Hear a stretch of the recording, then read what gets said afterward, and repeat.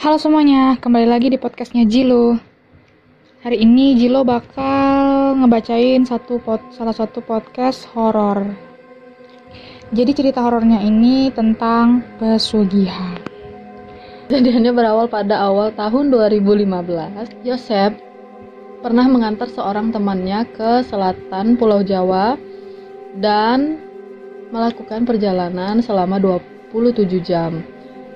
Sesampainya di lokasi, kondisi jalannya itu sangat becek dan masih belum di aspal. Si Yosep ini tidak begitu akrab dengan temannya, tetapi dia memang sudah mengenal temannya ini sudah sejak lama. Temannya hidup sangat melarat, makan pun cuma sekali dalam sehari. Istrinya meninggal karena sakit parah, dan dia juga hidup dengan seorang anak yang badannya juga kurus, kurang gizi, dan dia sering dihina, dicaci maki, juga diejek. Cuma perkataan yang menyakitkan yang ia dengar setiap hari.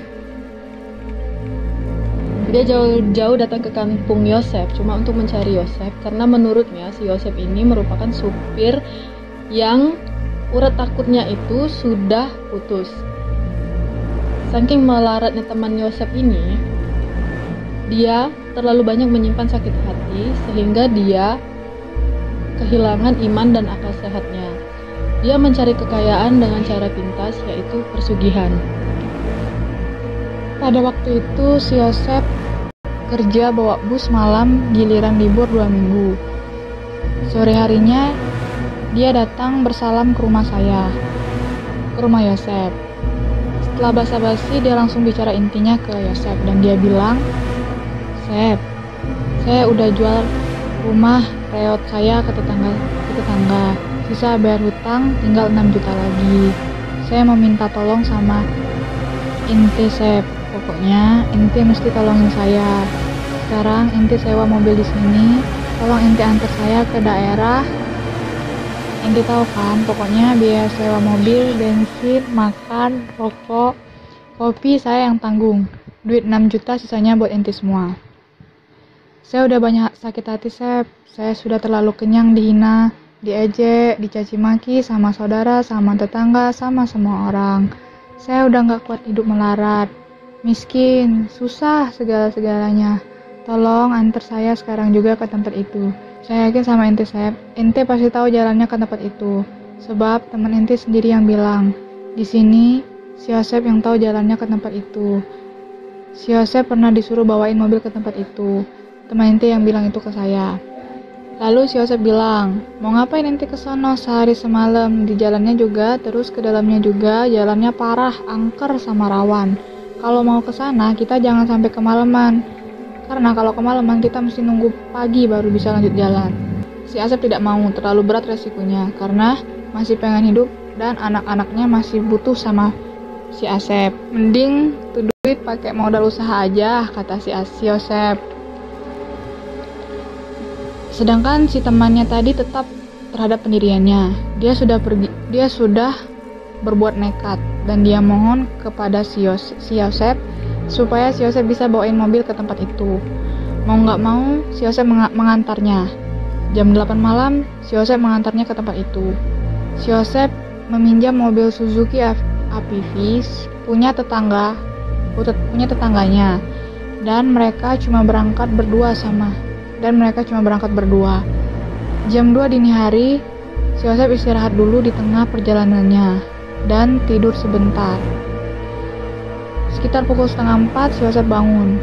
Selesai ngopi, si Yosep lanjut ke tujuan, dan pukul 11 siang mereka sampai ke tujuan. Mereka harus berjalan kira-kira 1 jam lamanya masuk ke hutan. Si Yosep jalan di belakang temannya, dan si Yosep cuma mengikutinya. Lalu tibalah mereka di sebuah rumah panggung yang dari kejauhan banyak mencium bau kemenyan. Di rumah panggung itu, si Yosep duduk rebahan di kursi bambu sambil merokok. Si Yosep tidak meminum dan memakan apapun di rumah itu. Selama di rumah itu, si Yosep tidak pernah menegur dan menyapa. Selama di rumah itu, Orang rumah itu tidak pernah menegur dan menyapanya. Bahkan melihat si Yosef pun pandangannya begitu aneh. Dan sorot matanya sangat tajam. Yosef tidak tahu apa yang mereka bicarakan di malam harinya dan mereka memulai proses ritual. Yosef tidak tahu jam berapa dan entah ada apa di dalam dirinya. Dan Yosef juga bertanya-tanya kenapa dia selalu melihat hal-hal yang tidak masuk akal dan di luar nalar. Melihat teman Yosef makan, Yosef langsung merasa mual. Rasanya mau muntah. Yosef langsung keluar dan muntah-muntah. Yosef jijik melihat teman Yosef makan nasi dan lauk pauknya. Apa yang Yosef lihat saat dia makan? Awalnya Yosef melihat nasi lontong, tetapi pas dibuka oleh temannya, yang Yosef lihat sebenarnya adalah dalam daun pisang itu adalah ulat tanah sebesar betis, di mana temannya itu begitu lahap memakannya. Saat Yosef melihat ikan teri yang dimakan oleh temannya itu ternyata adalah belatung seperti belatung yang dari mayat manusia. Yosef jijik melihat semua yang dimakan temannya. Yosef pun langsung mau muntah melihatnya. Di luar rumahnya, Yosef melihat sosok tinggi besar di dekat pepohonan yang lidahnya panjang menjulur dan dan matanya keluar melotot. Badannya pun berbulu kasar, bau bangkai. Jadi Yosef jijik melihatnya. Yosef bingung makhluk apa yang sedang dia lihat itu. Selesai mereka makan, temannya disuruh menyembelih seekor monyet. Dan saat dia menyembelih seekor monyet itu, Yosef menangis melihatnya. Di dalam hati Yosef bergumam, "Ya Allah, di mana hatinya teman saya itu? Ditaruh di mana otaknya? Benar-benar bejat, rusak, haram, jadah, jahanam itu orang. Haus sama harta, kekayaan sampai hatinya dia menukar iman demi harta." Temannya Yosef melihat cuma seekor monyet, tetapi yang dilihat Yosef itu adalah anak yang dia sembelih. Monyet atau anaknya yang dia sembelih tadi menjerit dan meronta meregang nyawa. Hati Yosef menangis. Anak kecil yang tidak berdosa harus meregang nyawa menjadi tumbal demi harta kekayaan. Yosef menyesal. Yosef merasa berdosa karena Yosef terpaksa harus mengantar dia ke tempat itu.